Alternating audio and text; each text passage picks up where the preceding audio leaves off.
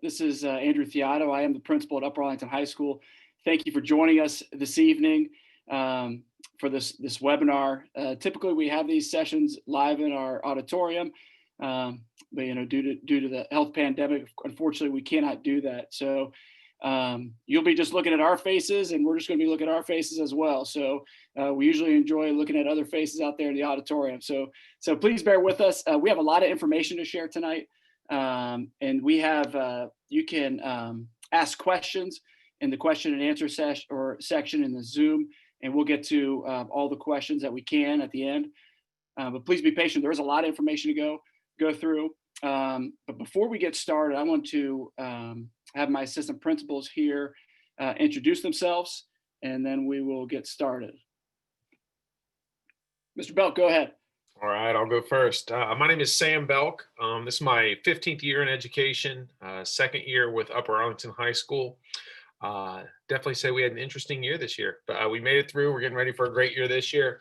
My wife and I live in the Columbus area.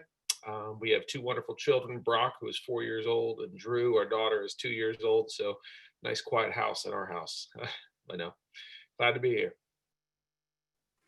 My name is Matt Jordan. I'm another assistant principal here at the high school. This is starting year 3 for me here in Upper Arlington. I'll be my 6th overall as an administrator. My duties here, I'll have the first half of the freshman class be my responsibility, A through MC. Then I'll have the entire sophomore class. So if there's something that's going on, you want to email me, call me, I'll definitely get back to you on those things.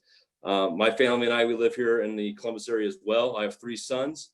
Of course, I have my whole family picture up there initially when I logged in. I have a junior, sophomore, and a 5th grader this year. They're going to be virtually learning as well. So it's going to be some interesting times in the Jordan household, but really looking forward to the school year. We have one more assistant principal, Miss Jennifer Mox. She may be having some technical difficulties getting on, so she may pop in here in a little while. But my name is Andrew Theotto. I've been with the district for 11 or 12 years. 17, 16 years in education. They kind of go by fast. We live here in the Upper Arlington community. We have 4 kids. And so I volunteered to do this late hour so I didn't have to do bedtime at my house. Don't tell my wife that. But we have a kindergartner, an incoming kindergartner, incoming 3rd grader, and I'm sorry, I messed that up. Incoming 2nd grader, incoming 3rd grader. And then we have a middle schooler starting this year. So those of you coming just out of middle school, I have a lot of questions for you, just like you have questions for us at the high school. But we're really excited. We have a busy household.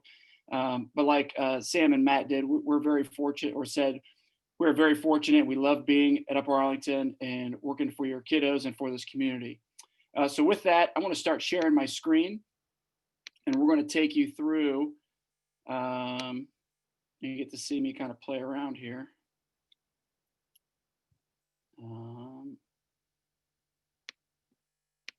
So you guys get to see this all in action. Here we go. All right. So like I mentioned, we're going to try to get this done in about 45 minutes, allowing for questions and answers at the end. So in the Q&A section, please go ahead and answer those questions. We'll get to as many as we can at the end. We did some introductions here, but here are our names. As I mentioned, Miss Mox may be joining us. I think she might be having technical difficulties, but we'll get her on as soon as possible. It's really important to ground ourselves in the vision and mission and the values of our district. Okay, these are really important in any organization. So those of you who work in the private sector know how important a vision and mission are. It guides what you're doing every day. So our vision at Upper Arlington High School in the district at large is uniquely accomplished students prepared to serve, lead, and succeed. And those words are really important. They're more than just a hashtag, serve, lead, succeed.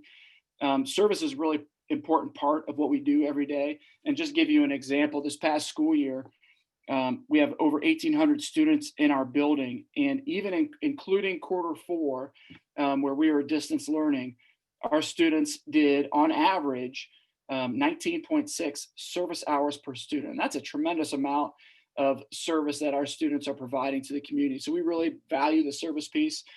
In terms of leading or leadership, we're prototyping a mentor program for our freshmen this year. So freshman parents, your students will be connected with with an upper class mentor. And we have over 120 students who volunteered their time to be leaders in the school. And those are just examples of how we try to live our vision every day.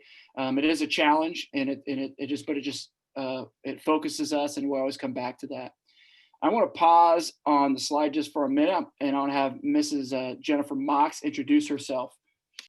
Hi, good evening. I'm sorry I'm late to the party tonight. It's so good to be here tonight. My name is Jennifer Mox, and I am starting my 6th year here at Upper Arlington High School. I actually attended the Ohio State University and received my Bachelor of Science in Education many moons ago, and attended the University of Dayton for my master's degree, and I'm actually pursuing my doctorate through Miami University.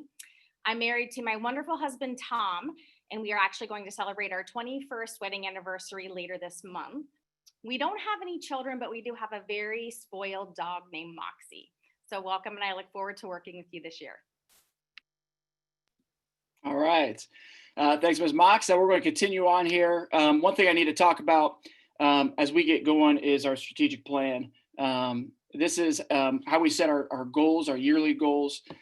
And this plan goes through 2024. And the district did a great job of keeping this really simple, focusing on whole learning and student and staff well-being. Those are the two areas that we focus on. You'll hear me reference our strategic plan a couple times as we go through tonight, specifically the belonging and the whole learning.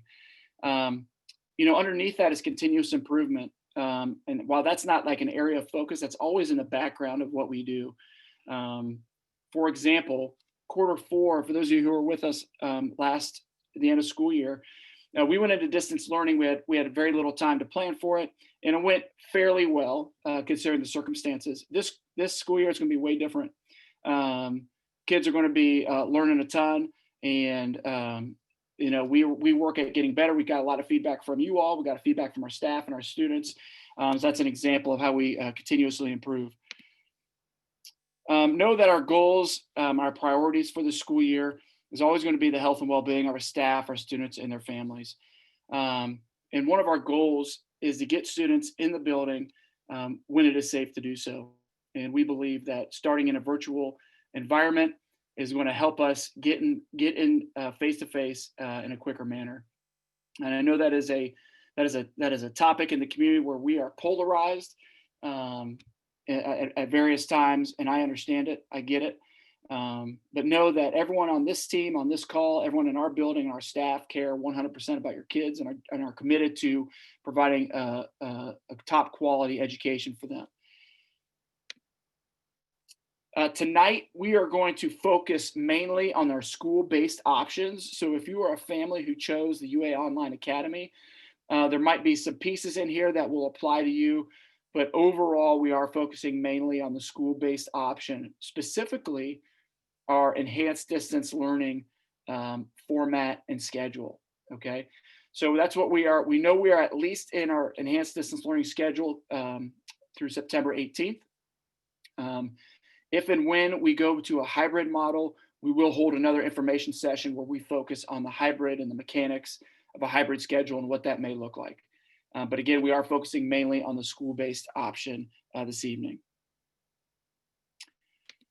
All right, before we get into the details of our enhanced distance learning options or schedule, I do want to recognize our PTO. We have a fantastic PTO here at the high school, and I brag about it to all my colleagues in Central Ohio. There are very few high schools who have such an involved and robust, supportive PTO. I can't say enough good things about them. This year, our president is Miss Megan Potts. Her information is down there at the bottom of the slide. I do encourage you to become a member. All right, and we have meetings. I will come to them. Oftentimes, our superintendent, Dr. Emhoff, or one of our associate superintendents, Dr. Kathy Jenny or Dr. Andy Hatton, will join us to share what's happening in the district. I obviously share what's happening in the building. We'll bring school counselors to those meetings, and they're very, very helpful. And I do want to point out that the PTO supports us in a lot of different ways. So I mentioned the mentor program that we are prototyping. The PTO has been a great partner in helping us fund innovative projects that we want to prototype. This is one of them. They've been very supportive with this program, and we are so thankful for them. We are also part of a nationwide cohort. It's called Innovate K-12, and we have a lot of innovative practices and connections that we make with these folks around the nation.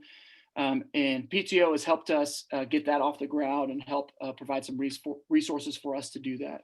So very thankful for our PTO. And I do want to mention the PTO supports students, whether in the online academy or enhanced distance learning. And I just want to take a moment to say that regardless of the option you chose, they are all our students, right? They are all our kiddos, and we, the four of us, are here to support all of them. And so students in the online academy, they're not all somewhere else, and we're not worried about them. We care for all those kiddos. So we're going to kind of tag team this presentation. And so I'm going to invite Mr. Sam Belk to talk a little bit about some of the nuts and bolts that are important and just kind of get us running during the school year. So Sam?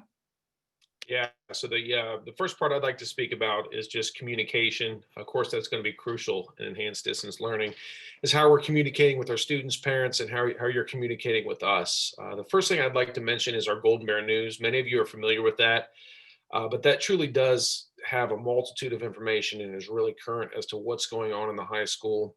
You're going to find scheduling information in there, technology information in there, any updates that we're having as well. Forms and fee information, tons of different procedural information, and also Mr. Theato's message is always in there, which kind of lists some of the current things that are going on and some of the things events that we might have coming up. But the Golden Bear News is really great. Like I said, it comes out weekly through an email. Definitely be on the lookout for that. The Upper Arlington High School website, I'm sure many of you have been to this before, but again, you're going to find a multitude of information on this website. A lot of student and parent resources, academic and extracurricular information. Again, you're going to find all the fee information, anything you could ever want. Counseling center is on there. Schedules and calendars are on there. Program of studies, if you're ever looking for a synopsis of things. But yeah, all kinds of different information on there. Also contact information. The one I'd really like to look at here, and this is really nice because our learning management system this year is centralized grades 9 through 12 with Canvas. So that was one of the things we struggled with a little bit last year, to be honest with you, was because we were transitioning into Canvas. Now that we are in that, a lot more unified information, one-stop shopping as far as getting information. On this parent portal, this is also it's a public domain. So if you follow this link, but we'll also be having this linked to other places as well, but anybody can access this. The two things I'd really like to look at here and just kind of spend a little bit of time is they're highlighted in blue right there in the middle. The first one I'd like to look at, and for the parents who are on this webinar, is the access info for students and families. A big thing you want to do is be able to check progress, be able to stay current. And with unified Canvas, like I said, all the calendar information, assignments, teachers' information are going to be based on those individual things. So if you click on that Canvas Parent Observer account, this is really just a step-by-step on how to do that. So once students, once they start spending time with teachers and learning their individual systems and where to find things, you can then speak with your child about, are they set up? Check to see that they follow these steps to make sure they're set up. And then the part that says parent and guardian steps, it's really as easy as once they are assigned in those classes and they get that pair account code, you follow your steps 1 through 6. And all you really do is just enter that code, and that assigns you and links you with that specific student for that specific class. So like I said, it's really nice and exciting. Of course, with any technology, we're going to find some things we need to work on, but the fact that we can transition to this one learning management system is great. Go back into the parent portal, please, just real quick. Actually, we'll get that on the next one. It's popping into something else. Oh, we're there. On the iPad Essentials, I kind of also wanted to talk about that a little bit. You're going to find everything you need to know, especially from the student's perspective, on the basics of your iPad. But if you scroll all the way down there, these 3 tabs are really great. Like incoming freshmen, I know that you're familiar with your iPad, but all the different apps that we're using here at the high school and things like that are preloaded on there and they're updated on there. So the getting started is really great to kind of walk through that. Working with your iPad, you're going to find, again, all different kinds of resources, how to navigate within your control center, also adjust any settings that you might need. And then just any additional resources. So within this one Canvas page that's linked here, I really recommend, it's worth, spending some time just digging through those 2 links a little bit and really kind of playing around to find some different things. The next piece of communication that we use quite a bit actually is the Swift K-12. It's a great way to mass communicate, but also focus on specific groups. We also use it for real-time communication. If we're doing any kind of drill or live event or something like that, we need to get message out right away. We can, again, send those to parents, students, whoever we need to. We use it for specified communications, whether it's something to do with parking or junior parents or whatever we need to do. It's really a great communication system that we can either set up calls, emails, or directly go to phones through an SMS message. The next part I want to talk about is attendance. If you open this attendance form, this is going to be really, really nice that we have this set up in this format. We've really worked on this last year a lot, and I think it's really gotten finalized to a point where it is a good, again, one-stop shop for attendance purposes. On this, you're going to find an introduction. You're going to find board policy. You're going to find some different reasonings behind why we're using this. But the basic information on this front page is information that you'll enter. There's actually 4 pages. This is the longest one, I promise. But then the next one, based on your selection of why your student's going to be absent, it can either take you to a pre-planned form for a college visit, but this is really a nice centralized place that we can go to and really separate absences based on different criteria, filter the information. It's just really nice for our attendance office to be able to look for things in a quick manner. So this will be linked in the Golden Bear News, where I'm sure we're going to be linking this all over the place. I know it's also on the high school webpage under attendance as well, but we're going to be having this all over the place, and definitely encourage you to use this.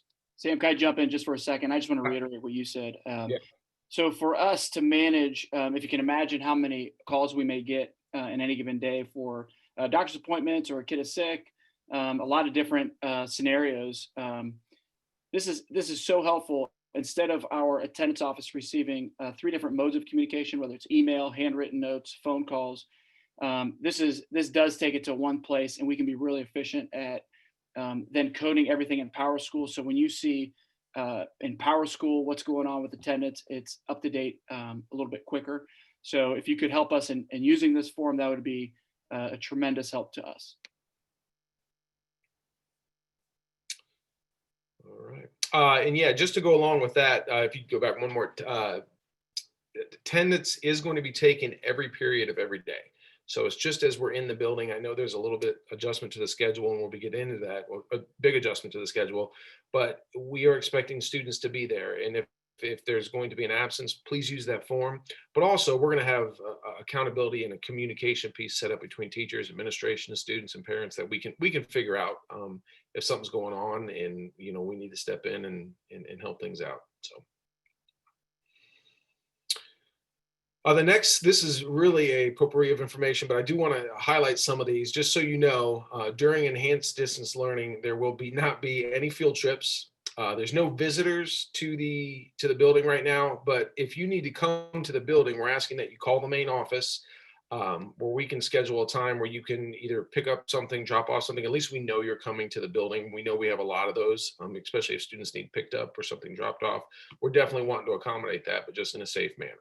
So please call that main office if you're going to do that. Zoom is going to be our video conferencing resource that we're using for all video conferencing. And this includes our IEP and 504 meetings. Those will all be conducted virtually, just so you know that. As I said, Canvas will be the learning platform that we're going to be using grades 9 through 12. The last piece on this slide I want to talk about is the technology help desk service.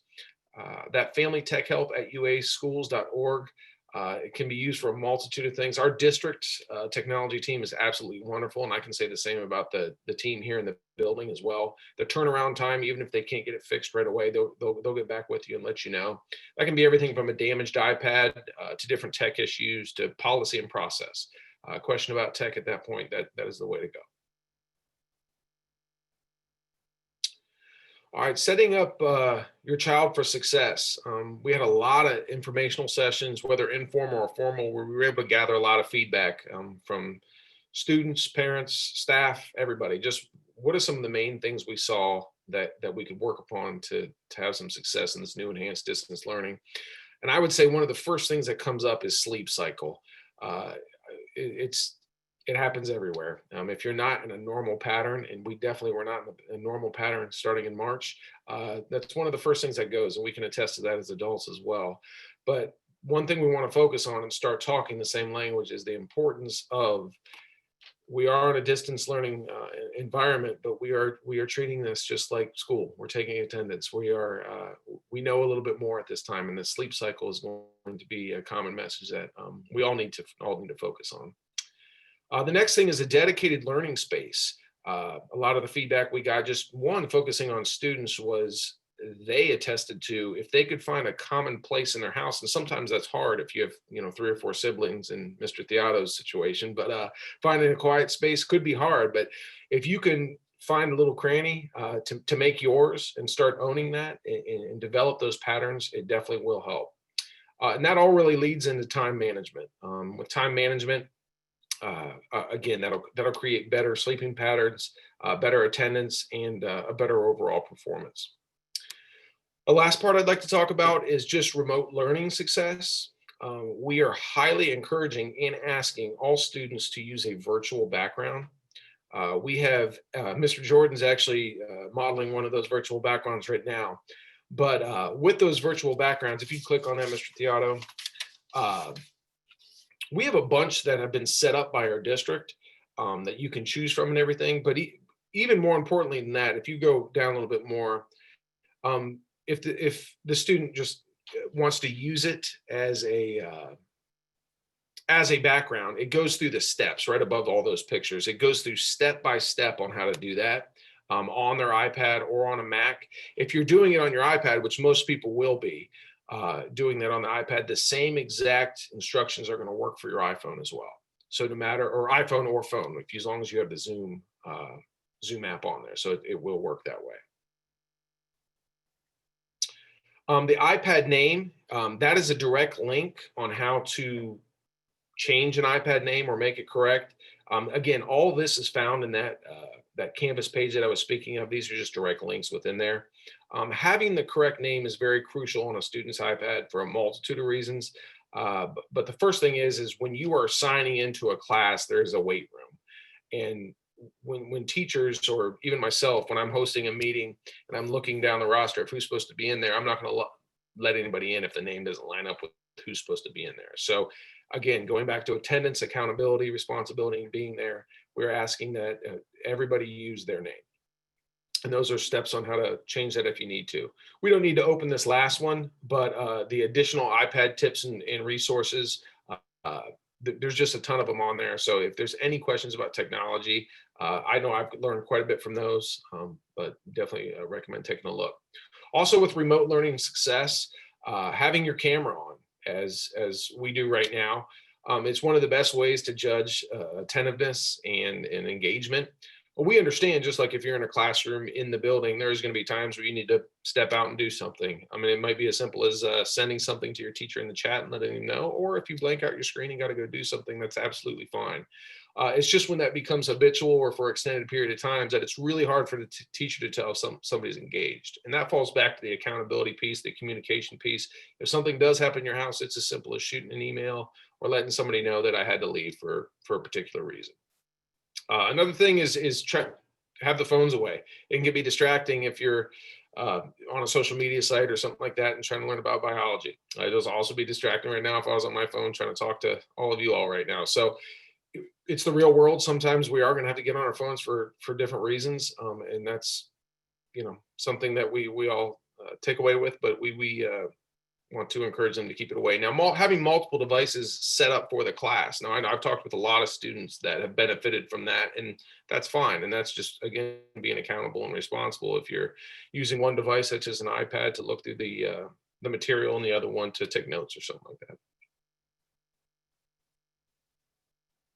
Okay, not to state the obvious here, but we know the beginning of the school year is going to be a little bit different.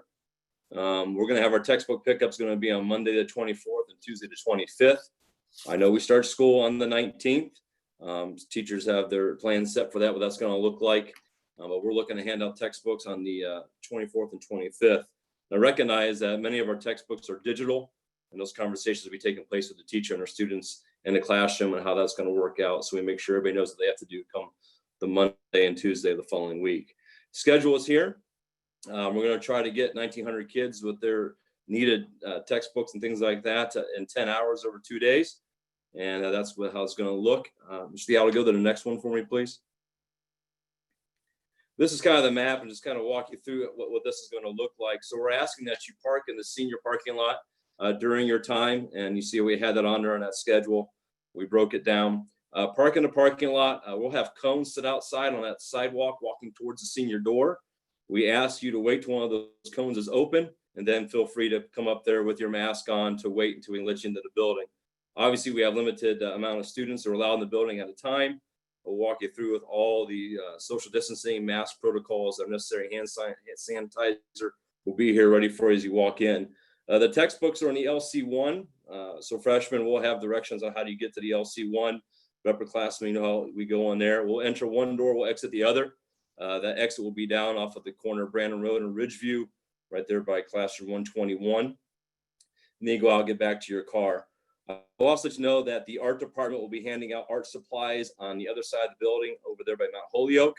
So you go around the block and come back through. And for our upperclassmen grades 10 through 12, if you had artwork from last year that you did not pick up earlier when we had our pickup times, they will have that available for you then. Ms. McGinty and her team will be reaching out to you guys over the next week once the schedules are finalized for all of that. All right, go on.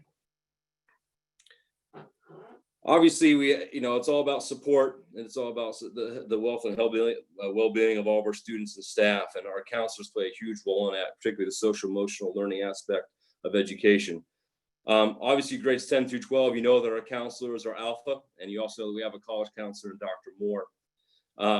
Freshmen, as you come in, obviously we have alpha counselors for you. You're assigned them based on your last name. They're available at all times, either through email, phone calls. If you go to that link for the additional information that is off of their website, they have links there for you to make an appointment to talk to them. They all start back tomorrow, the 12th. They'll be back in.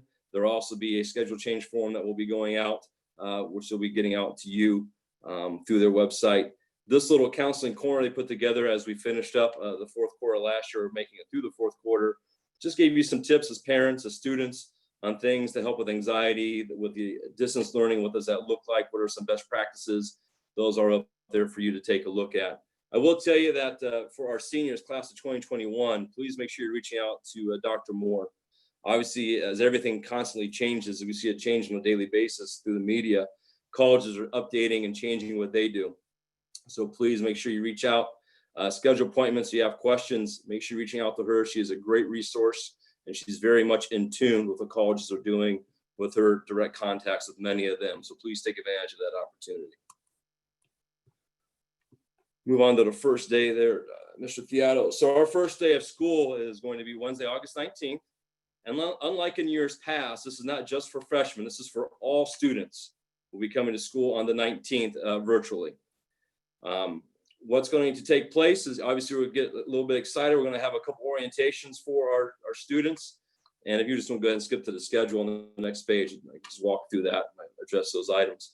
So for our freshman class of 2024, we're going to ask that you log in. We'll be sending out a Zoom link very similar to this one to all of our students through email, through Canvas, so they can link in. And then we're going to have a orientation for them, going through some of these procedures, expectations, talking about Zoom, talking about the handbook, some of the do's and don'ts within the school, how we handle things via Zoom in a virtual setting.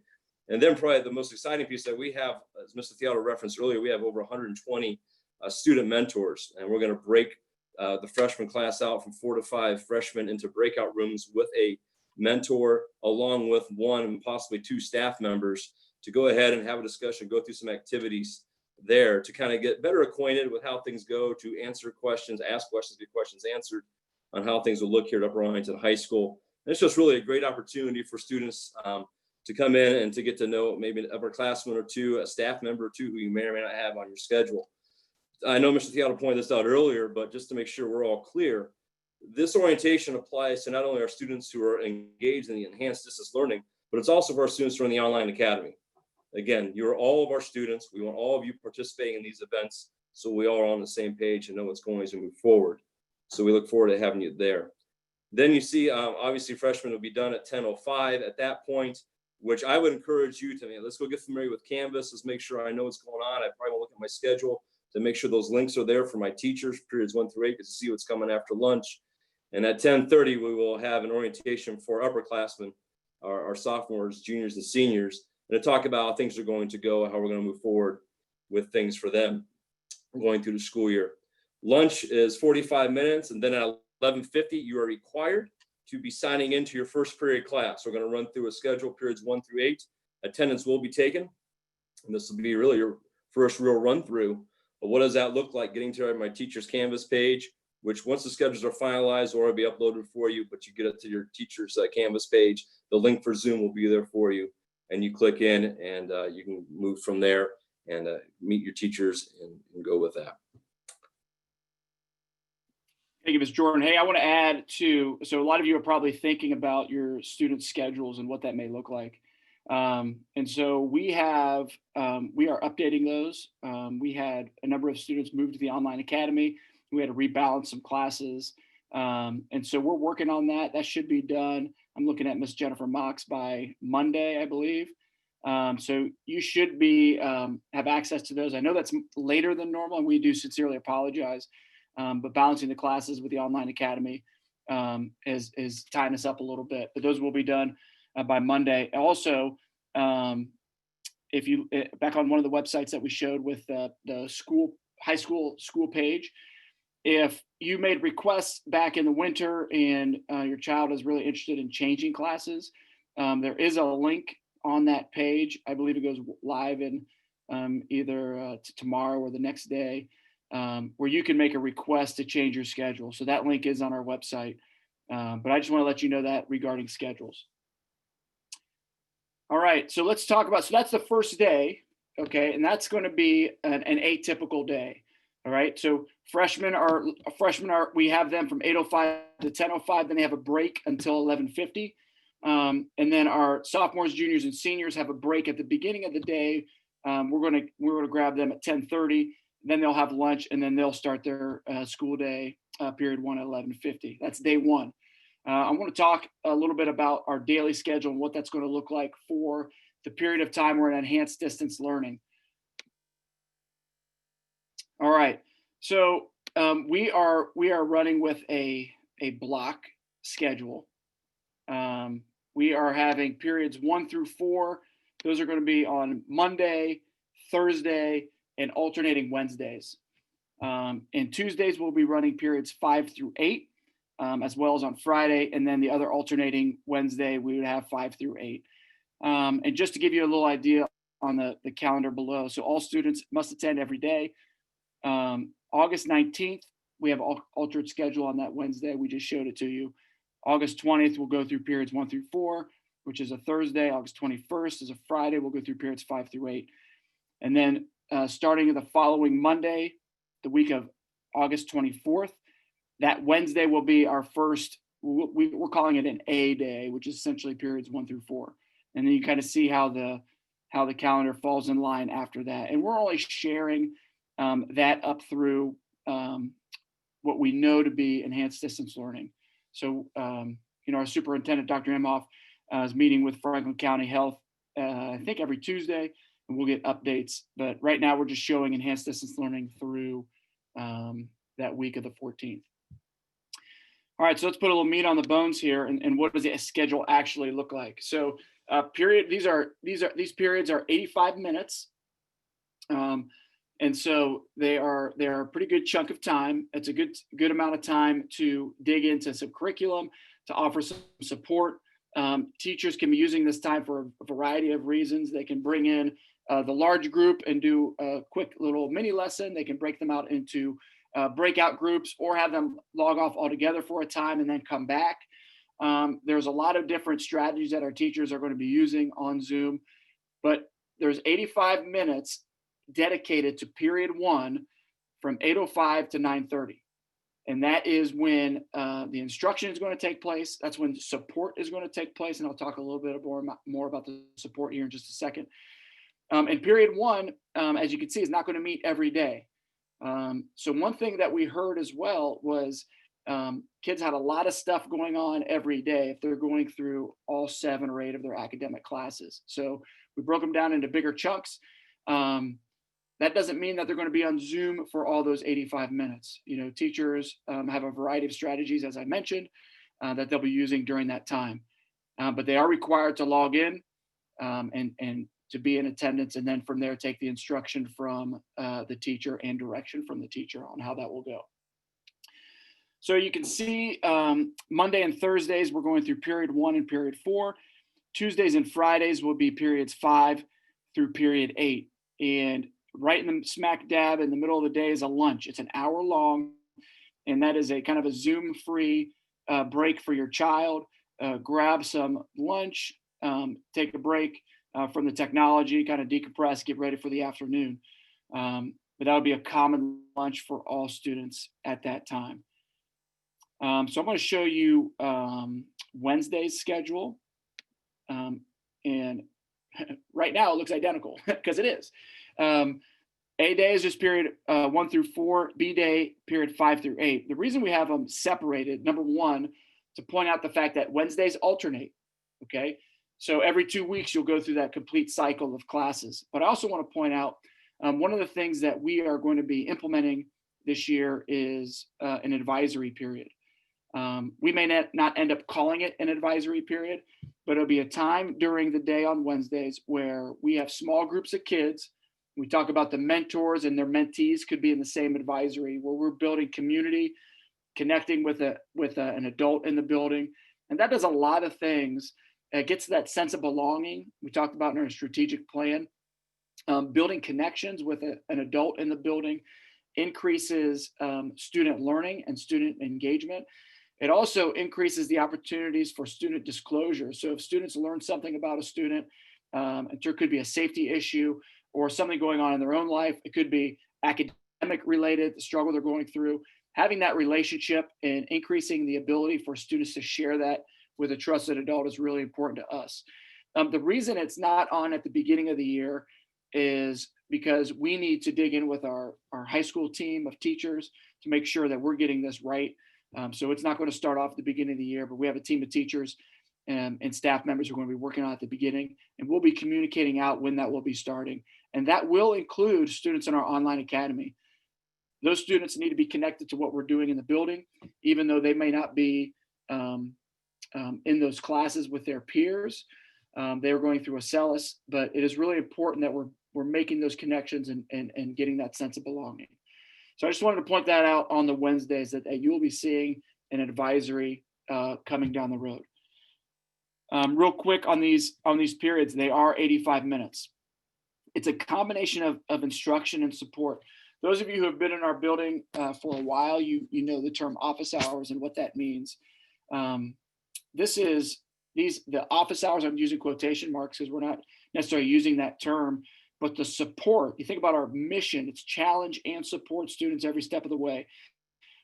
We've worked with our staff, and there is a time period, each class, each period where it's strictly support. And that is a time block that they'll stick to and understand that if kids have questions, that's a time where they can ask questions. It's possibly that our teachers could put all the students in the waiting room that Mr. Belk mentioned and pull them out individually as they have questions while they're working on something individually. But that support is built into those periods. Okay. So if you have questions, you have content help, you're struggling academically, your student, the classroom teacher is going to be the person to go to. And again, can't reiterate this enough, that support is built into that 85 minutes. That's where you want to go. So with that, I'm going to have Ms. Mox talk to us a little bit about student services. Sure. Thank you. So with our student services, our intervention specialists and our related service providers will continue to collaborate with our general education teachers to make sure that all accommodations, all specially designed instruction modifications, to make sure that is all provided to students, whether it be in a collaborative setting, in a resource room setting, which is more of a small group setting.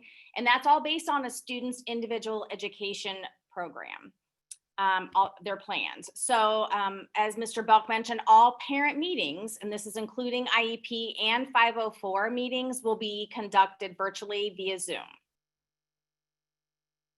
Can you go to the next slide? Thank you. In regards to grading, our grading practices will continue to be consistent in both enhanced distance learning and within the UA Online Academy. We will continue to follow district policy. So nothing has really changed from the spring. Teachers will still be assigning work, teachers will still be assigning assignments, teachers will still be assigning projects and papers, and students will continue to complete those and based on our current grading policies and procedures. Our grading practices will focus on evidence of learning and will take into account any constraints from the state, as well as any kind of unique circumstances based on the pandemic response. So all progress reports, grades, GPA, and course credits will all count in both the school-based instruction models and the UA Online Academy.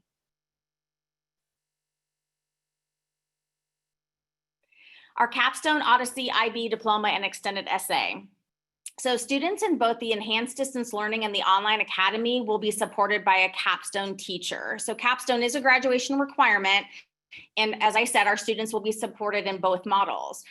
In place of the Capstone project, seniors in the community school will engage in an independent study exploration known as the Odyssey project. And a CS teacher will support the students through their Odyssey project.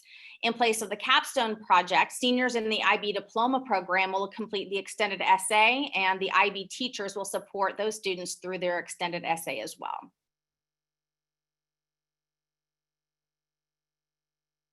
All right. It's really, really important that we talk about this within our presentation. That's diversity, equity, inclusion. Many years ago, the district embarked on this work, call it DEI for diversity, equity, inclusion work.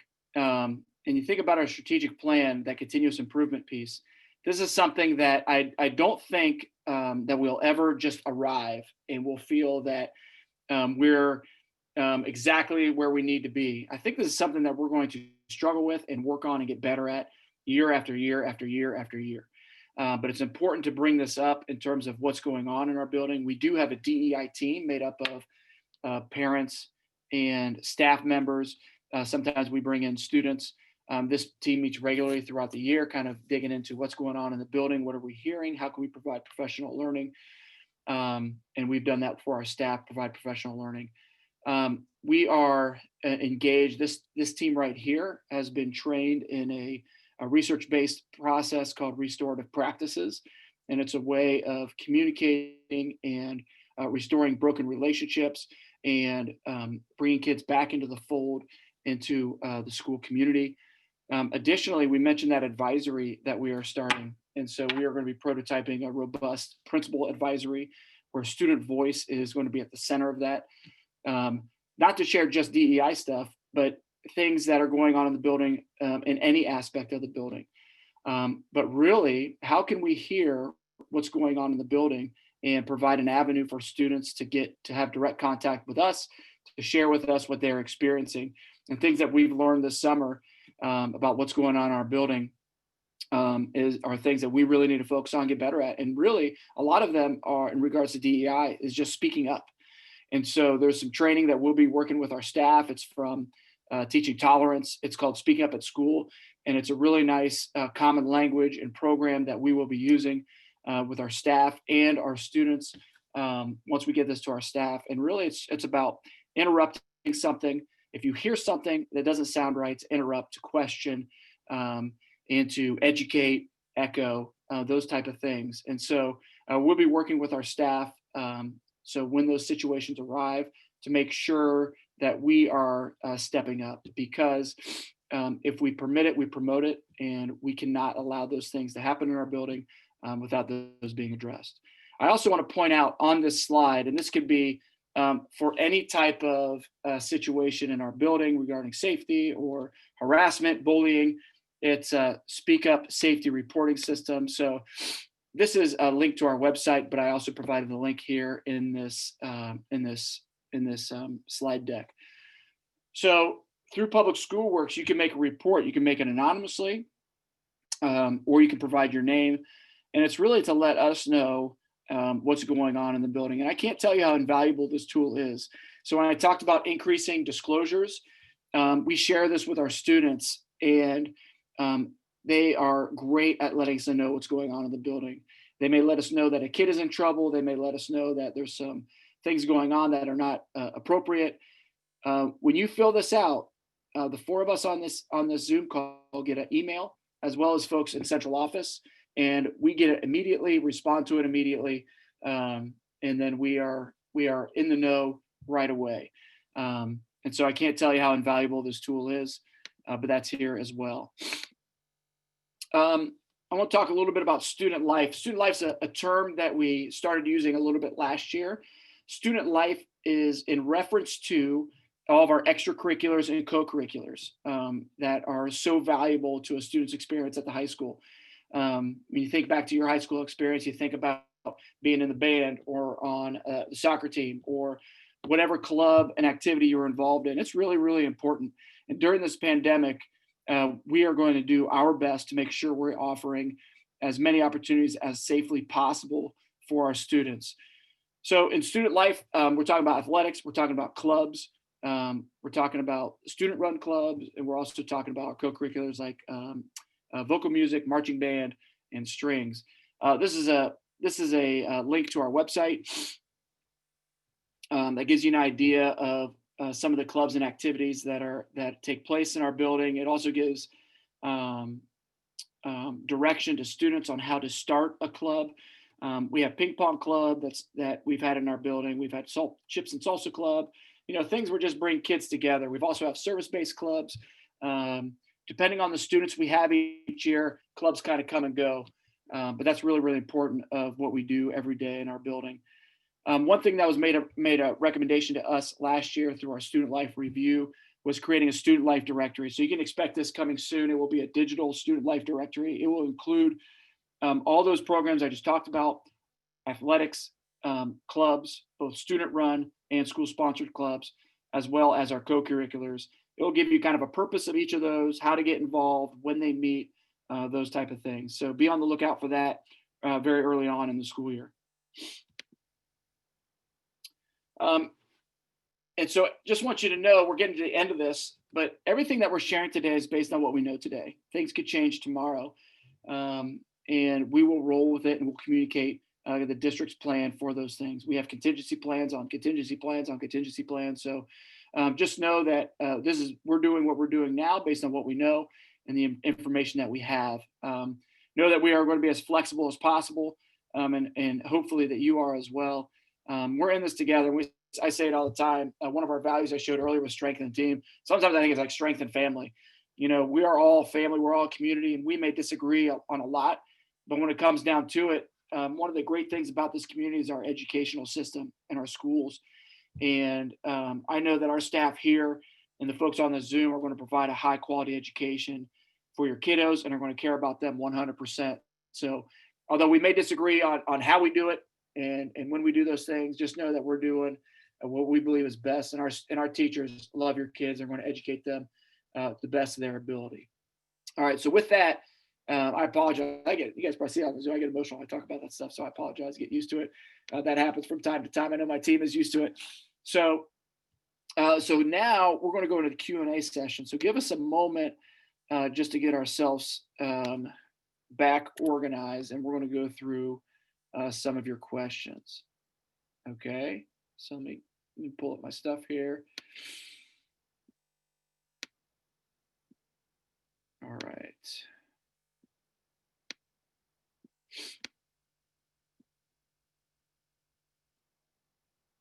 All right, so I'll pass these off to my colleagues here.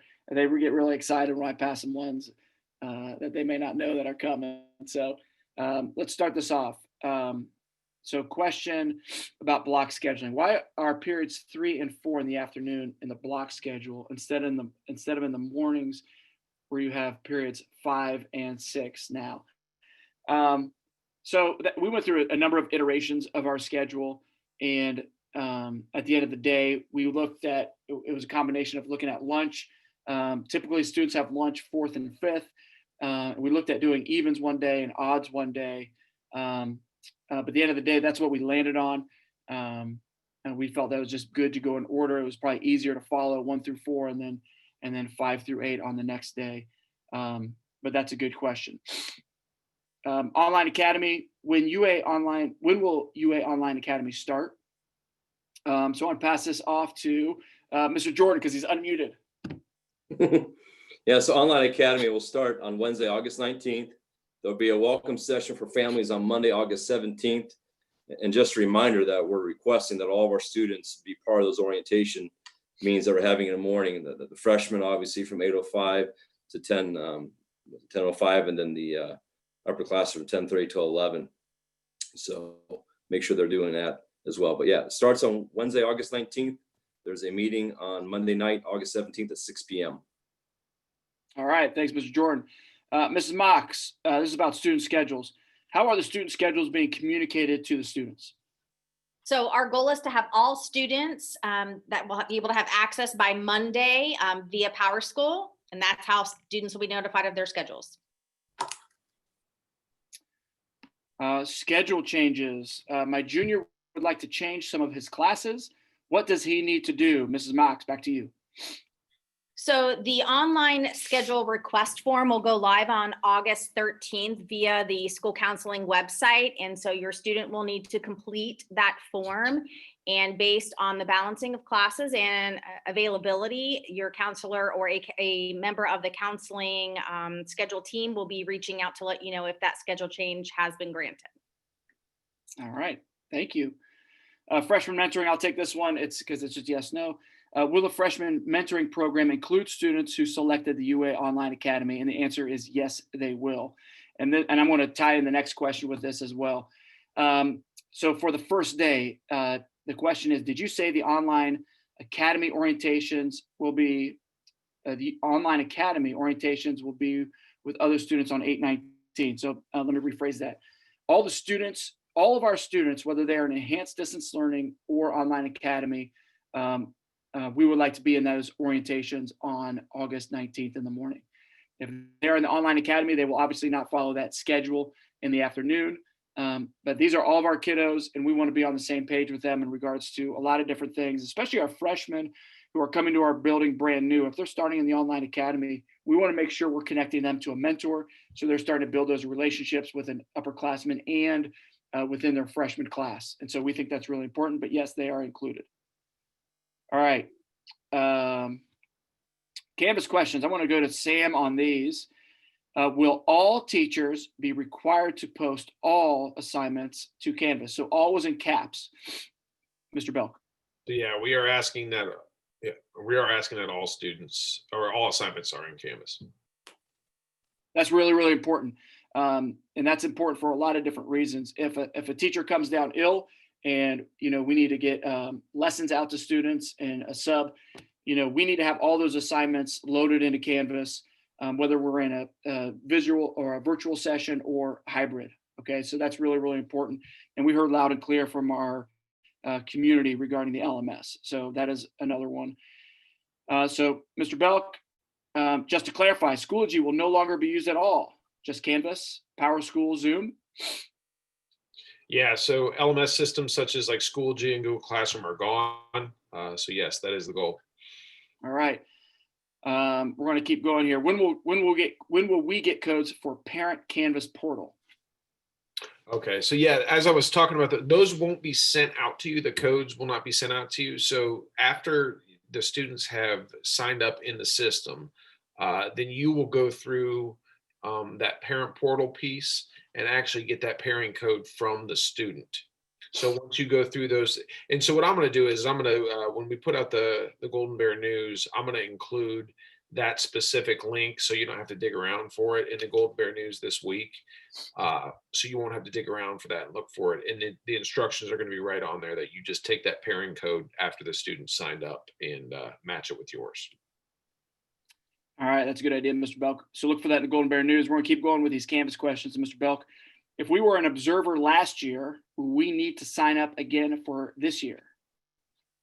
Yeah, so this one I didn't know, and I just did a frantic text, and so they got back with me. We're not supposed to be on our phones though, so I'll get yelled at later. But no, so you should still be an observer, but if by some reason you're not, if the one's not updated and the other half is, it could throw it off. So just follow the steps that we're going to have outlined in that portal. All right, Mr. Belk, this is a really important question. So parents, please make a note of this answer that Mr. Belk's about to give you. Will the Canvas app be supported this year in addition to the web portal? So it will be supported, but it's been recommended by the technology department to use the web browser over the app in most cases. It's just a lot more sufficient. Okay, that's good information to have. All right, question, technology. For new freshmen, what new apps have been downloaded to the iPad? Want to make sure we are ready for the first day of school. I can stay with this one if you'd like. Go ahead, yeah. Yeah, so any new, so they already have their device. Anytime you update your software, it's going to push through any new app. It'll pop up on your desktop or the user face. Also, if you have any folders set up, it'll pop up there with the updated version. So just make sure when you look at your settings, the little gear grinder thing, if there's a number that says it needs updated, just update those and it'll push them through. Yep. And I can speak to this as a parent. Go ahead, Mr. Jordan. I was going to piggyback. Give your son some time to do that. So if you haven't opened up that iPad all summer, get on that here soon so you can get that gear and give it the time it needs. Don't wait till the morning of to decide to do that. Yeah, so as a parent, we ran into this issue with my own kids' iPads, and it's really easy and it can solve a lot of problems. To update the apps, each app is preloaded with a black and gold UA block app, and that is the app Kiosk. So you can click on that. In the bottom right-hand corner is a little .I. You click on that and it says, I think it says something like pair this device. You click on it and it repairs the iPad and it'll update any apps that the iPad needs. And it's really great. Just do that regularly. It's also good to kind of shut down the iPad and restart it every once in a while. That will help alleviate some tech problems. All right, I'll take this one. It's a communication. Are you sending out this presentation? Yes. So the link I sent out this afternoon, or the email I sent out this afternoon, included the link to get into this webinar. It also included our Kicking It live streaming YouTube. If you go back to that link, you'll be able to find this presentation. So you can go back, rewind, fast forward, listen to us all over again. That sounds painful, but it is at your disposal. Absolutely. I will be sending out the slide deck. So look for that in the Golden Bear News. So I'll send out the slide deck to you so you have all the links and you can use those links as we used them here in the slide as well. All right, textbook pickup. This is for Mr. Jordan. Can you put the schedule of textbook pickup back up again or go over it again? And where is the senior door? Not clear on photo. Do you want to pull the photo back up for me, or?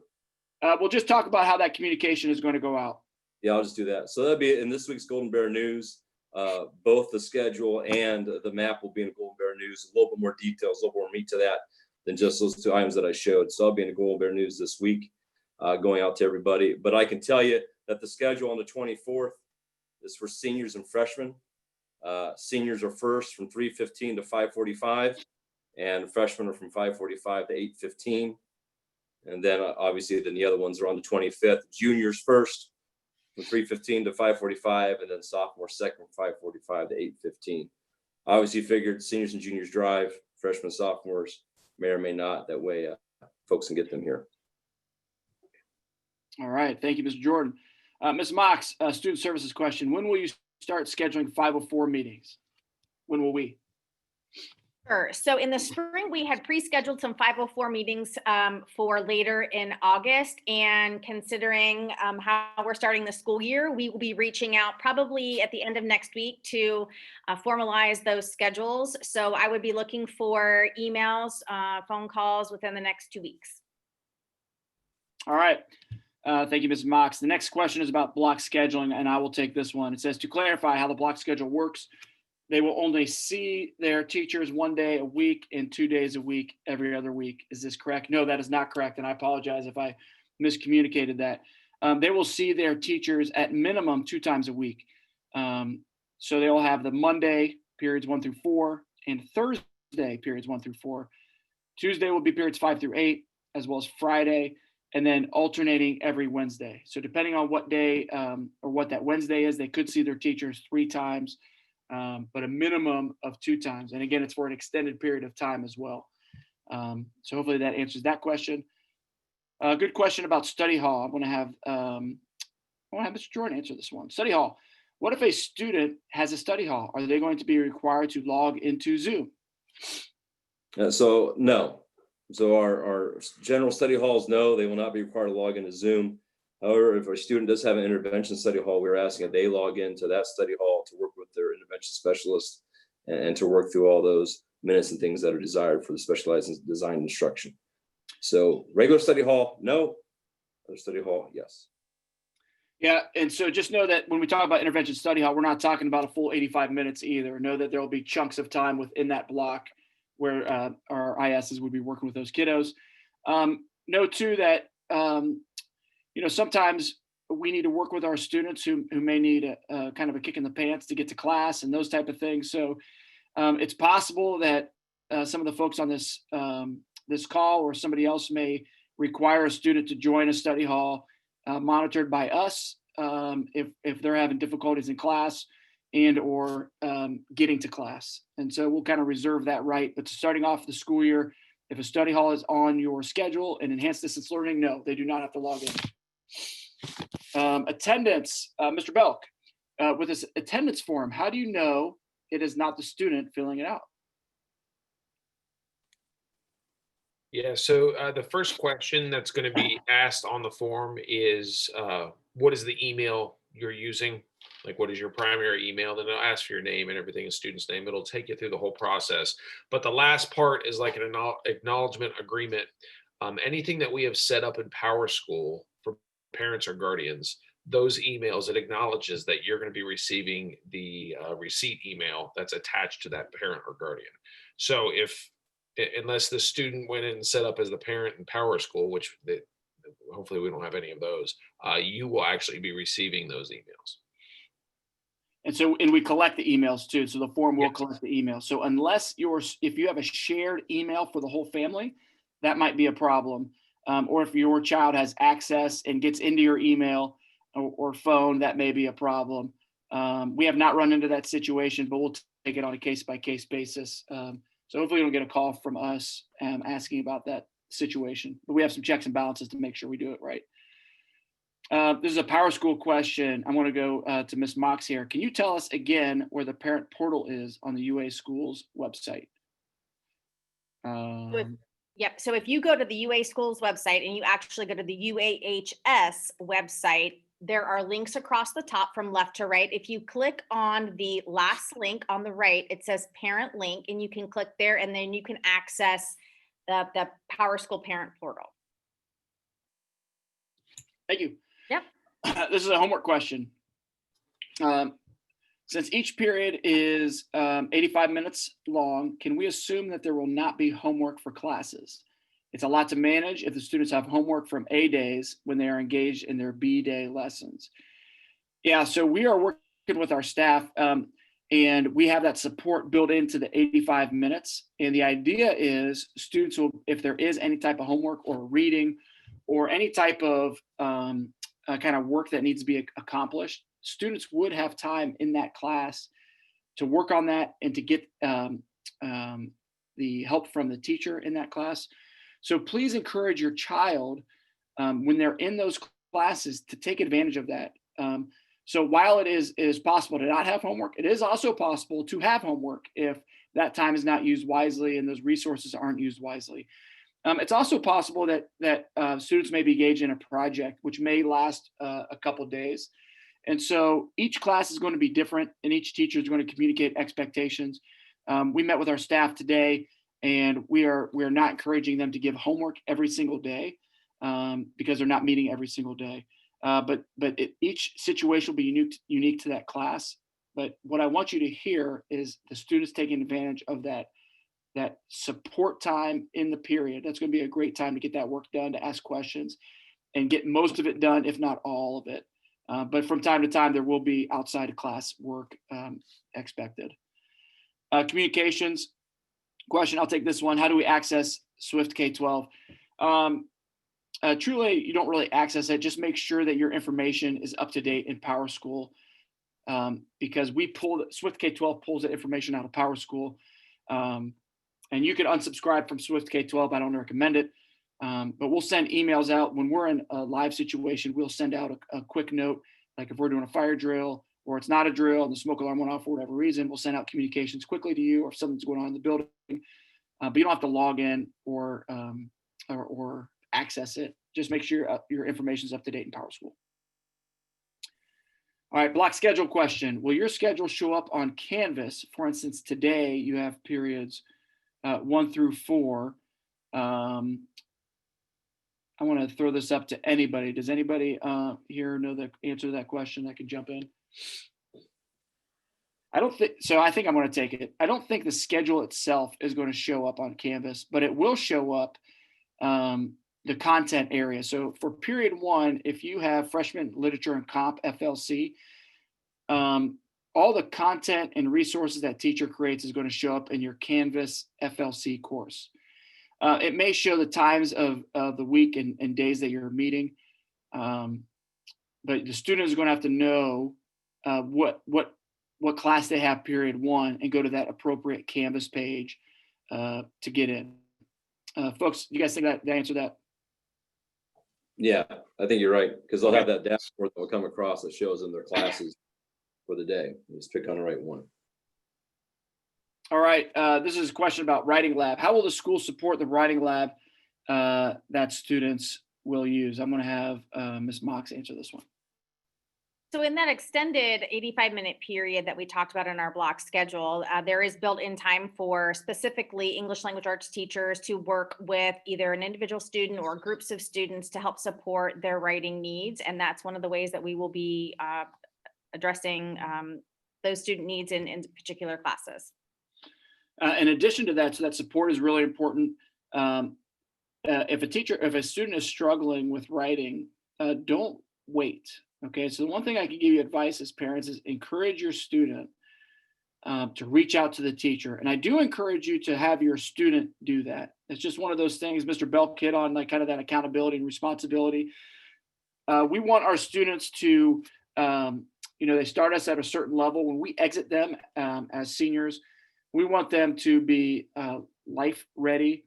Sometimes we say out of basement ready. So we want them to be responsible young men and women who can function in the real world. So one of those things is encouraging and pushing a little bit for your kid to reach out to the teacher. Our teachers are going to be amazing. So just know that if a kid reaches out to a teacher and says, hey, I need some extra support, the teacher's going to figure it out with that kiddo and with you. So don't hesitate to reach out individually to those teachers. A Zoom question. Will the same Zoom link be used for a given class? I want to have Mr. Belk answer this one. To be honest with you, I am not quite sure at this point if that'll be set up to where they can use that same Zoom link each and every time. I know it's been set up before and there's been trouble with it. So I don't know if that'll be a function that'll be available. Yeah, they suggested that they set it up a recurring meeting within their Canvas calendar. This is where it's been suggested for the staff to do that. Yeah, so you have your calendar, it recurs, and then you use that one every single time. And the teachers have a function where they have a waiting room. We talked about it a little bit. So even if they're using the same link, they're only letting folks in who are supposed to be in that class. But that will be linked right to the Canvas page. Zoom protocols. My son will be using his desktop computer with 2 monitors rather than the iPad. Will he need to name it on Zoom? This might be just a conversation with the teacher.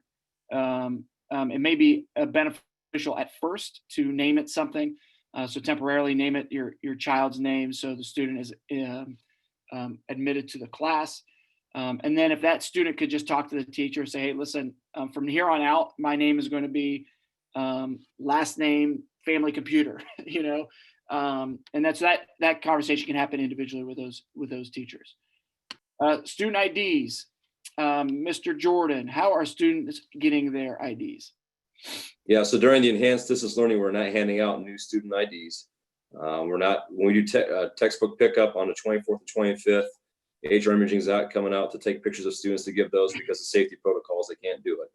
So what we're going to do, if we do go hybrid, go back to the 18th, we get ready to go hybrid, we will roll over last year's photo initially to the 10th through 12th graders, and we'll be giving those out. We'll have a system in place to give those out when we come back to school in the hybrid model. Incoming freshmen, obviously they didn't have them at the middle schools. So we will also reach out with HR Imaging once we decide we're going to go back to hybrid to set up a date where they come in and do what they used to do before. Come in, take the picture, get the kid the ID, and get that scheduled and worked out for us. All right. Thank you, Ms. Jordan. This is a question about office hours. So I mentioned office hours. So the question is, so am I understanding this right, that office hours are going away? They are being integrated into each individual class period. So the traditional way that we have done office hours, correct, is going away. And what we're doing now is we're spreading that support into each period. This is a benefit to our students because now instead of having a couple times a week where they are trying to access different teachers, they have that support built into every single period in their schedule. And so teachers aren't stepping on each other's toes. So for example, if us four were teachers and we wanted to meet with a student, the same student, and we're saying, hey, you need to be in my office hours, and we're all saying that, it puts a student in a really difficult position to try to pick and choose where to go and try to navigate that situation. So spreading them out, that support out into the periods is going to allow us and the students to have kind of a broader access. But to answer your question, yes, traditionally, if you've been in our building, you're familiar with office hours, that traditional model in our current enhanced distant learning system is going to go away. Question about clubs. How will clubs advertise throughout the school year in an online environment? I take this question. So we have enrolled all the students into a Canvas page specific to their cohort. So the class of 2021, class of 2022, class of 2023, and so on and so forth.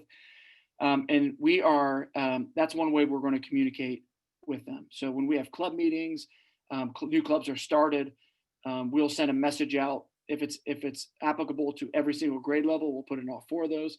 If it's applicable to just one grade level, we'll send it in just one. But students will be getting those messages via Canvas.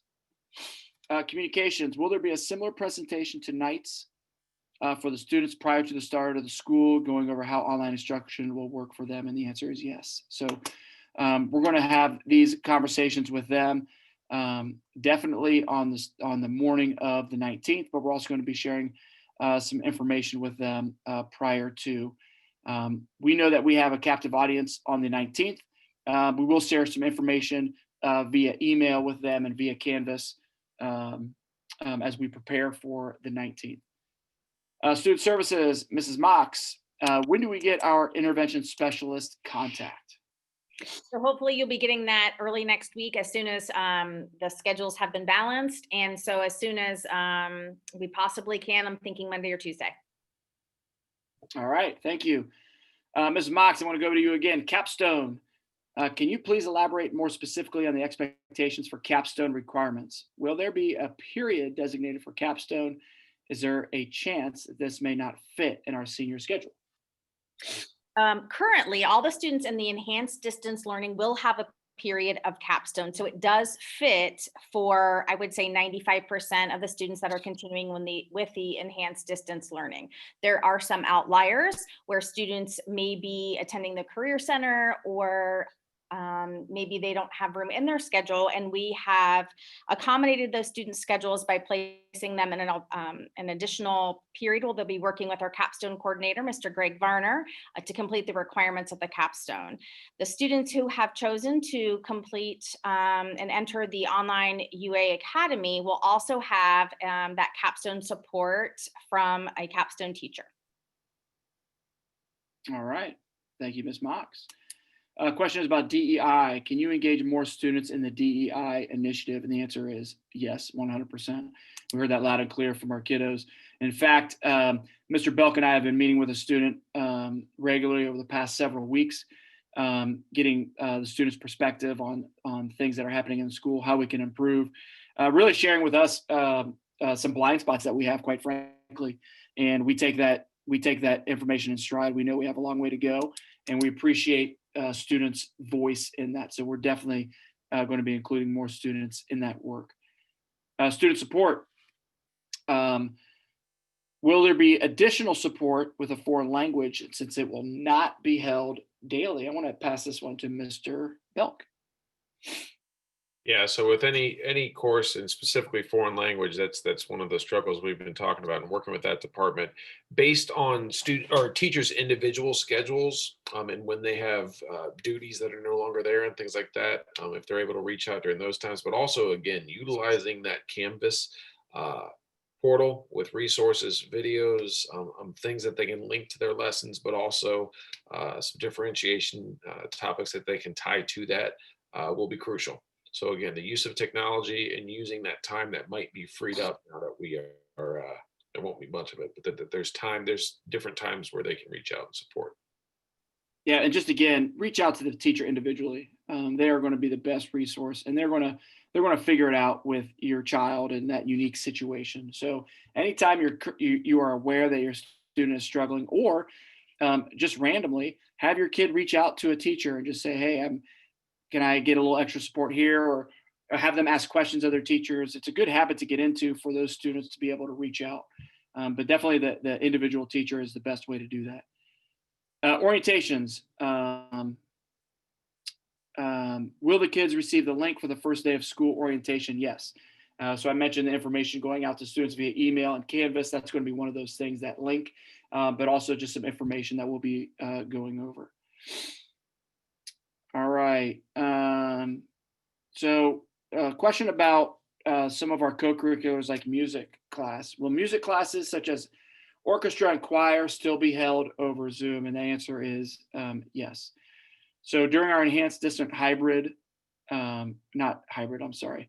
During our enhanced distance learning schedule, all of our students, all of our classes are going to be held via Zoom, whether that's government or vocal music or drawing. They're going to be held over Zoom. That's the way that they're going to connect with their teachers.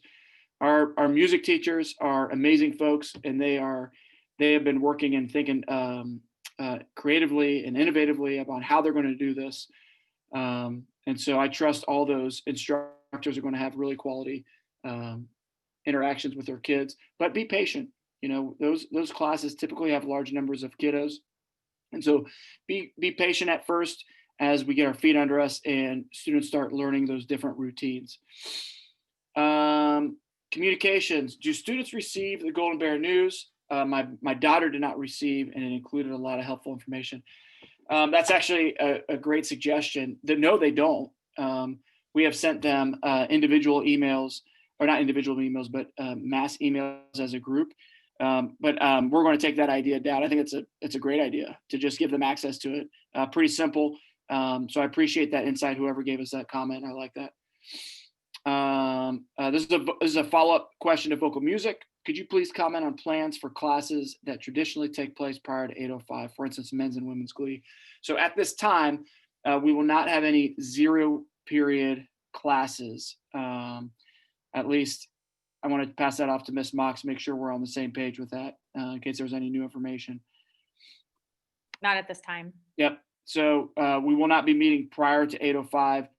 Those courses will be communicated with by the folks who teach those courses. And if I happen to have misspoken, I will make sure I send out a rectified statement about those 0 period classes. So right now, as of now, it is a no, but if any changes take place, I will definitely let you all know. Teacher support, will teachers be available during the school day hours? The answer is yes. And one of the things that we have met with our teachers and talked to them about is building time into their weeks, a couple times a week where they'll have chunks of time where they're going to be communicating with families and with students. Could be students who are struggling. It could be just general communication. But teachers will have availability. However, each teacher is going to be different from day to day. And so when we talk about reaching out to your teacher individually, part of that is figuring out when their availability is and if there's anything that they can work out with schedules. I want to pass this one about Zoom backgrounds to Mr. Belk. Can you please explain the reasons why you would like students to have a virtual background during classes? Yeah, so maybe I could have explained this a little better when I was talking. So we're recommending that they do have a virtual background or at least some type of standard background. And the reason for that is some of the things that can be distracting is if there's words in the background or pictures of other people. We're not allowing that. So either some type of virtual background or standard background, whether that's like in my office right now or something like that, that is not distracting to the learning environment. Yeah, and I want to speak very bluntly about this as well. One of the things that we've heard from our staff who went through the Zoom process last year and have talked to our students is, believe it or not, we have students who may not may shy away from showing areas of their house for various reasons, and whatever those reasons are. So we want to support all of our kiddos, regardless of their living situation, whether there's a lot of kids in the house or whatever the situation is. Having a standard kind of virtual background kind of takes away that stressor on kids regarding where they are and what's in the background and who's seeing what. And so again, a part of our DEI work is looking at every aspect of our building through that lens, and our staff is starting to do it, and our students are doing it as well. So that's one of the reasons as well. All right, Power School, Ms. Mox, can parents still use Power School Parent Portal to follow student class progress? Or is the Canvas Parent Portal the only way to do so? No, you can still use Access Power School to view your students' progress in classes for sure. All right, very good.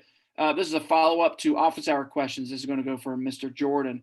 Follow-up to the office hour questions. How would a senior meet with his or her counselor if no office hours? They would reach out to their counselor and schedule a time that works best on that student's day based on what their schedule has for them. So whatever free time they might have could be during that lunch, but they can virtually meet with their counselor that way.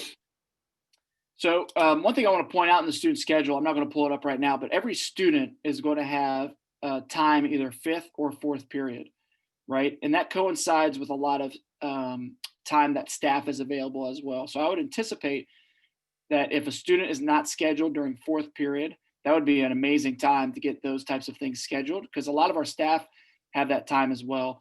5th period, if student doesn't have 5th period scheduled, same type of idea. So we are confident based on the way we've set up our schedule with our staff and students that they will be able to find that time. It just might be different for different groups of kids.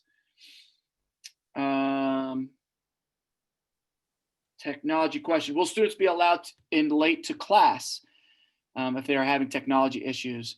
Yes, the answer is yes. Teachers will be notified when a student enters the waiting room, and they'll be able to get in right away.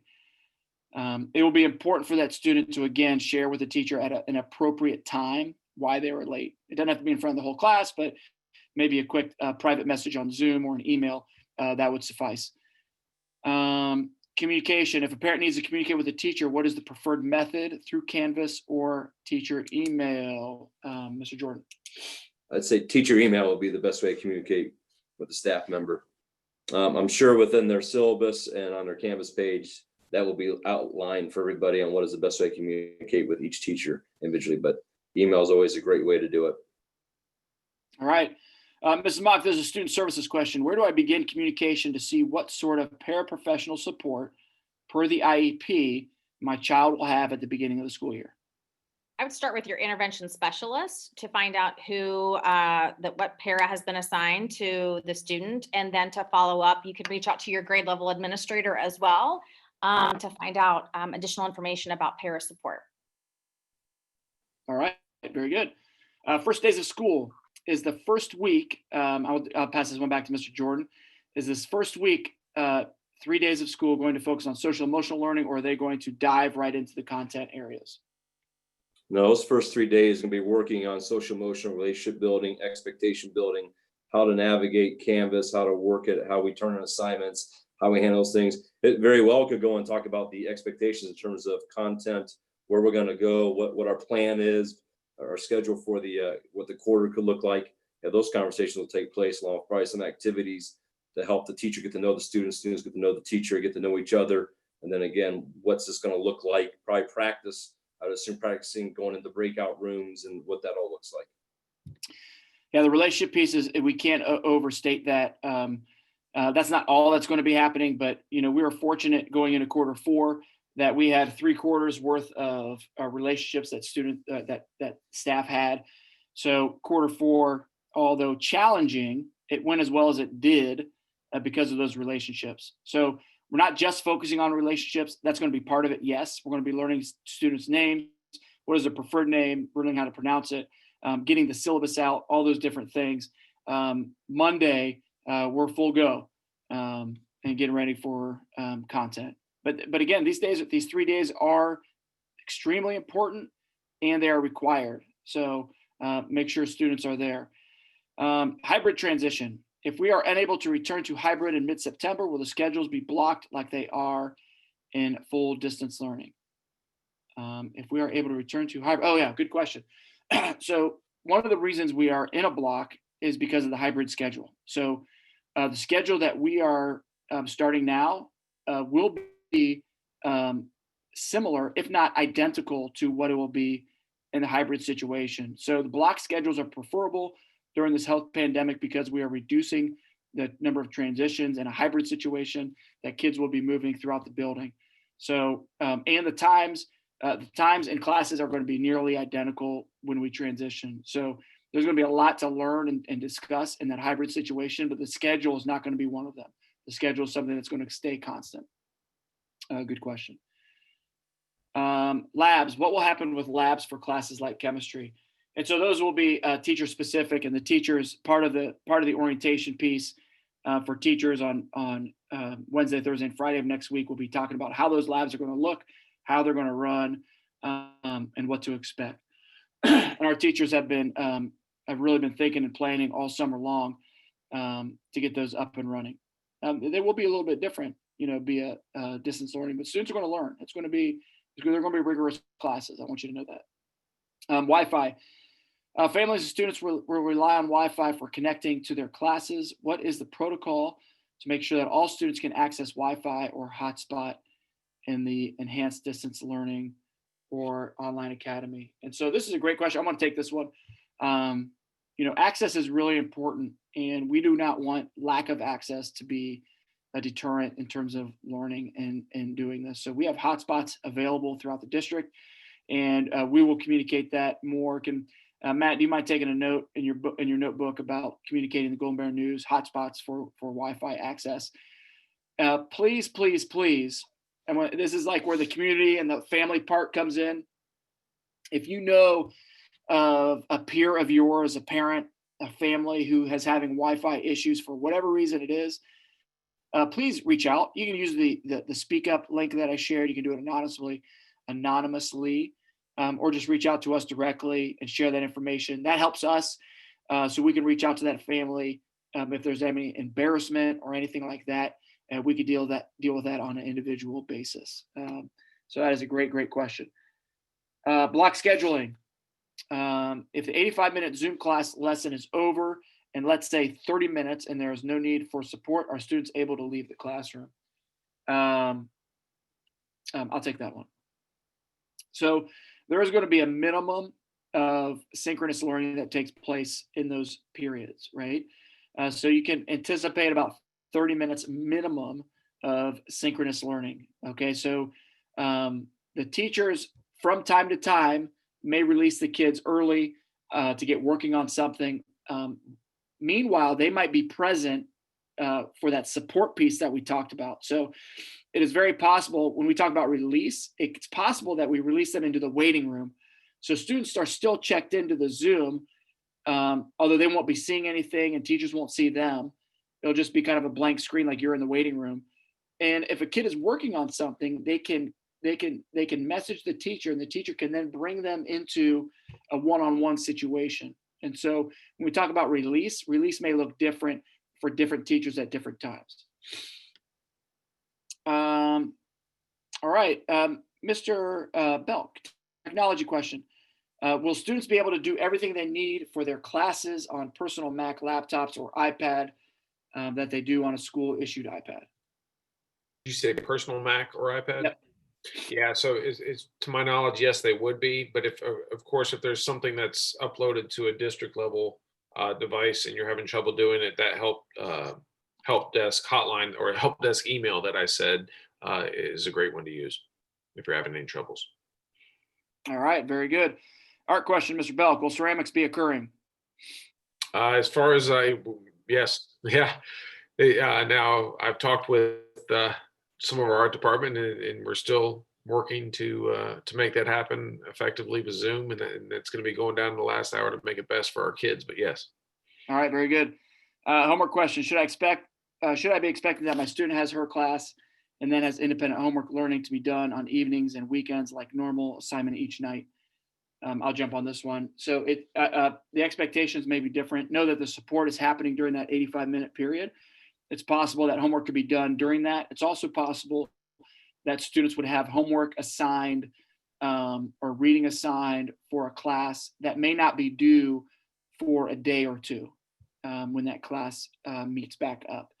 And so I would not anticipate that, for example, a geometry teacher will assign something every single night, because the teachers don't necessarily have students every single night. But know that there's no like blanket statement I can give you about homework, because each content area is a little bit different in terms of what those expectations are. Those are just general comments and guidelines. Community school. Are you doing community school this year? The answer is yes. If anything changes, we will let you know. Mentor program. Will new students get a mentor? So the question is non-freshmen new to the district. I can answer. Go ahead, Mr. Jordan. Yes, I mean, we're trying to get that now. We got the list of the new students, giving us those mentors. We're trying to get that worked out. So I guess you go back to talking about that first day, or we said freshmen from 8:05 to 10:05. Obviously, our new students will get that link as well. Just texting back and forth here with Ms. Moore to make sure we have a plan to get that taken care of. Look at us breaking all the rules with technology. My own team. All right, good. I appreciate that message, Mr. Jordan. All right. Zoom, will the kids' Zoom sessions include the chat feature? I think the answer is yes, unless a teacher turns it off for whatever reason. So there might be times where it's on, there might be times where it's off, depending on what's happening in the class. Student support. In distance learning, will the student's own teacher be their only way to get help, or will they be writing workshop, global language, etc., like we've had when the kids are at school? So the beginning of enhanced distance learning, we will not have those academic labs per se that we've had in the past. That's not to say that they won't come back, but to start off, we are relying on those students to connect with their individual teacher. If for whatever reason that doesn't work out, and that's not, the student is having a tough time connecting with the teacher, so on and so forth, please reach out or have the student reach out to one of us, a school counselor, and we can help connect, right? And it might be a situation where maybe we end up connecting to another teacher who teaches the same content area or whatever, or maybe we can bridge that gap between the teacher and the student. But to start off, we're not going to have necessarily those academic labs. It's a good chance that they come back, but to start off, they will not be there. The support will happen in class. Supplies. Is there a supply list at the high school level? And if so, what will be provided soon? Mr. Belk. So a supply list, so I'll go back to art and everything like that again. So specific class sets for various disciplines are being used and made up. So how we can distribute those to kids, but specific supply sets, those might wait until that first week so that we can talk with students to let people know exactly what you'll be needing at these times. So there's no list as of right now that'll be sent out, but those are still being created and going to be talked about how we can get certain things to students from the school's point of view. All right. Question for Mr. Jordan. This is going to be a college prep question, which may link to the College Center. Will we be given some guidance on the next chronological steps for the college applications and requirements, as well as teacher/guidance counselor recommendations? I suspect we should be cognizant of some deadlines. Yeah, as I mentioned before with Dr. Moore, I mean, these things are constantly moving on us right now. Dr. Moore is our point person on this. She'll be reaching out through the Golden Bear News and through her emails that she sends out to the class of 2021, so everybody's aware of how that goalpost keeps changing on us here. And Mr. Thiago, can I go back to the mentor question real quick? Yeah, absolutely. Yeah, as we talked about the mentors, and I said, oh, they'll be meet the freshmen. We're going to have the mentors reach out to those new students. So it may not necessarily be meeting with a freshman group, but we are going to have mentors reach out to those specific new students who are coming up to Arlington High School. Great. And one more thing on that college piece that Mr. George has hit on. We talk about having the pulse on the changing landscape of colleges. There's no better than Dr. Moore. She is amazing, and she somehow knows what all these different universities are doing and what their expectations are and recommendations. So she is going to, I am sure of it, continue to have informational sessions and pump out information to all those folks, prioritizing seniors, obviously, juniors all the way down to freshmen. But she is a great resource. We're lucky to have her. Technology: can students pair a keyboard with their school iPad? Mr. Belk. Yeah. Any Bluetooth keyboard can be paired. Really important note: please do not take the case off your school iPad. That voids the protection plan. So pair it, but don't take the cover or the case off, please.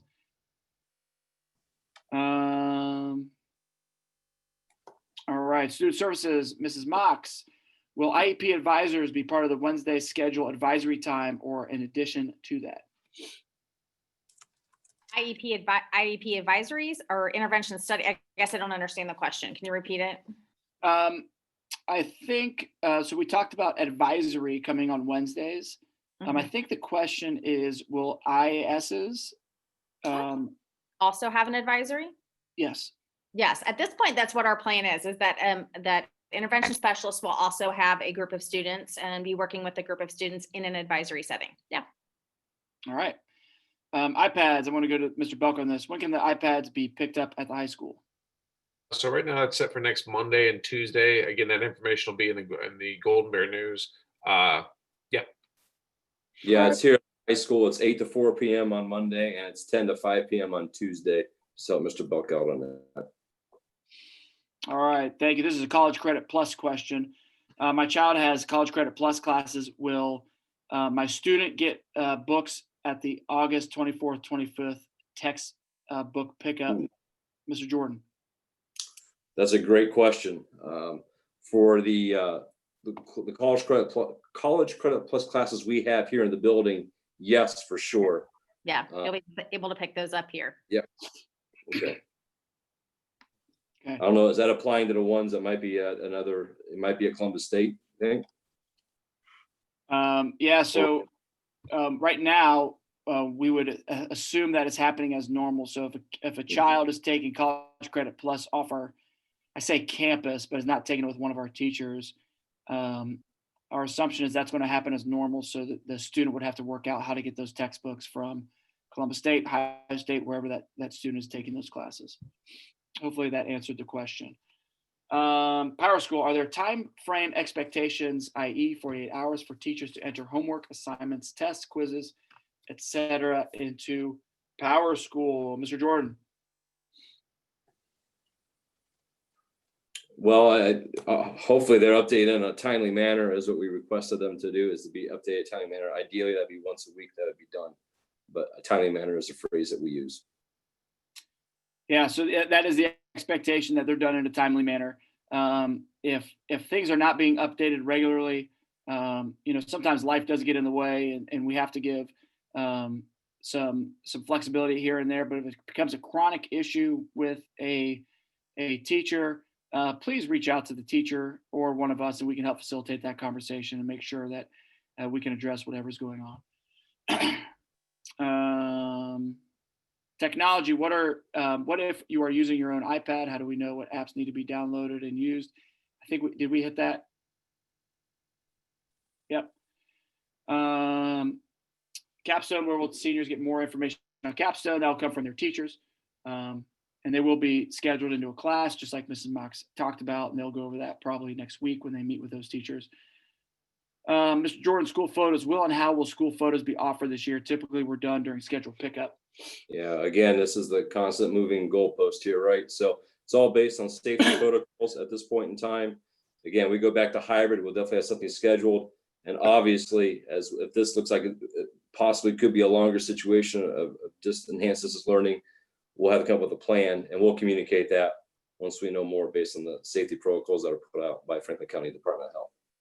All right. Another question about office hours. When can students get one-on-one help from teachers, similar to what they would get during office hours? No, truthfully, office hours were not necessarily one-on-one. Kids would come in for a variety of reasons, and teachers would have to kind of navigate what kind of help each kid needed. So again, the support is going to be offered during that period, based on what this teacher is doing with the students on that given day, or the homework that is going to be assigned, projects being worked on, those type of things. Do parents need to come to textbook pickup, or can my students go by themselves? They come by themselves. Correct. Yep. ACT, when will the next ACT test be offered at UAHS? Upper Arlington High School is no longer a testing site.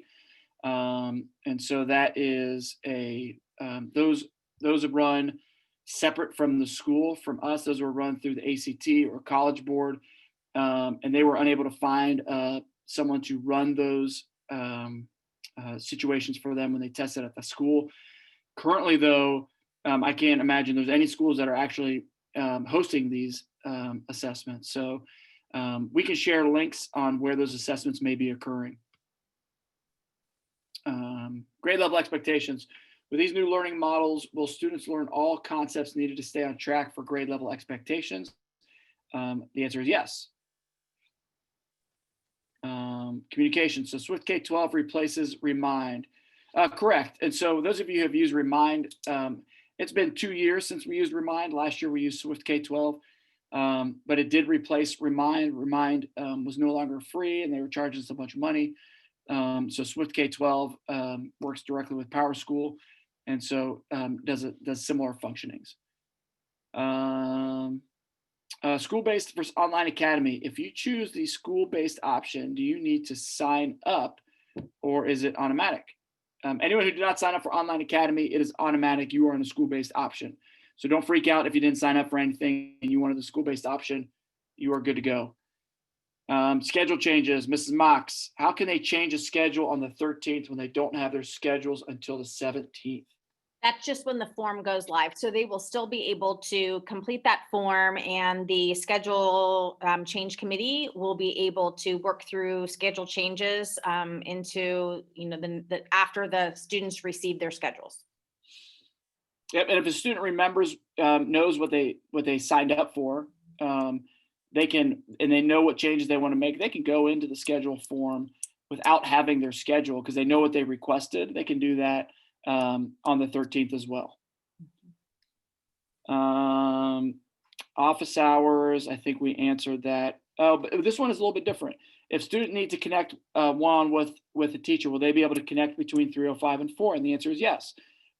So that time is still, we still have our teachers from 3:05 to 4.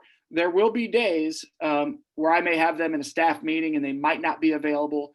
And there might be days where they're in collaborative settings with or or collaboration with their peers. But yes, in general, that time is available for them to connect with their teachers. Great question. This is a career center question. Is Fort Hays going to be going virtual as well, Ms. Mox? What I can tell you is that Columbus City Schools has pushed back their start date to September 8th. And so it is my understanding at this point that they will be having virtual enhanced distance learning classes into I believe the first quarter. So we are still working through how that affects our students who are attending both our career center and their classes at the high school. All right, Mr. Jordan, textbook pickup question. What if a student has an away athletic event on student pickup night? I would hope they don't have it on both nights. Yeah, so the plan would be if you don't have it on both nights, come the other night. I know this goes against the schedule I just put up there. Reach out to me personally. At this point in time, I have not scheduled a makeup day, or like for that Wednesday. I haven't done that as of yet. I'm hoping to knock it all out on those 2 days. But if I see that's definitely need, we got to get it done. We'll schedule something as a makeup if we need to. And can we include something in the Golden Bear News when we put some out about textbook? Mm-hmm. Okay. Sure. We really encourage students to come on those times if they can, though. It really kind of bogs the system down when, we do grade levels because those are typically similar textbooks. And then, the freshmen come in, those are typically similar textbooks. So if folks are coming all the different times, while we will make exceptions and we will work with every student individually, that should be the kind of the exception as opposed to the rule. Hybrid transition. Will you be holding another meeting like this when we go to hybrid model? Yes, we will. And that will be totally focused on hybrid. Will you share this presentation to the school website so that parents can have the instructions on accessing Canvas? We'll look into that. And in terms of posting this, it is in the email that I sent out earlier this afternoon, the link. So if you want to access it there until we may post it to the website, you definitely have access to that.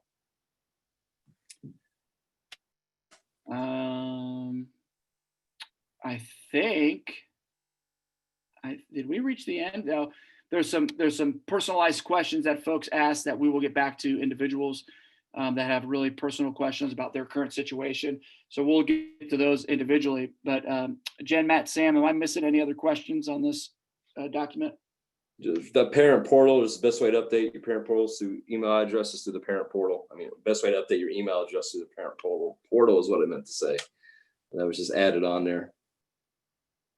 All right. I think that's it. Whew. Well, you can tell by the glow of my forehead that it is hot in my office and it is about time to close down. We're very efficient with the AC here. That was shut off. And so we're ready to go. I'm kidding, but we really appreciate you all being here. I really want to reiterate to all of you that this is a tremendous place to be. Our staff loves working with your kiddos, and I really want to welcome. Typically, we have a freshman parent only night, and so those of you who are freshman parents, especially for the first time, I really want to welcome you to the high school. It is a great place, and we will do our darndest to give your kid a great experience. And by the time they leave us as 12th graders, they are mature young men and women who are responsible, and they are prepared to leave your household and to kind of move out on their own. So, but welcome, and really appreciate your attention tonight.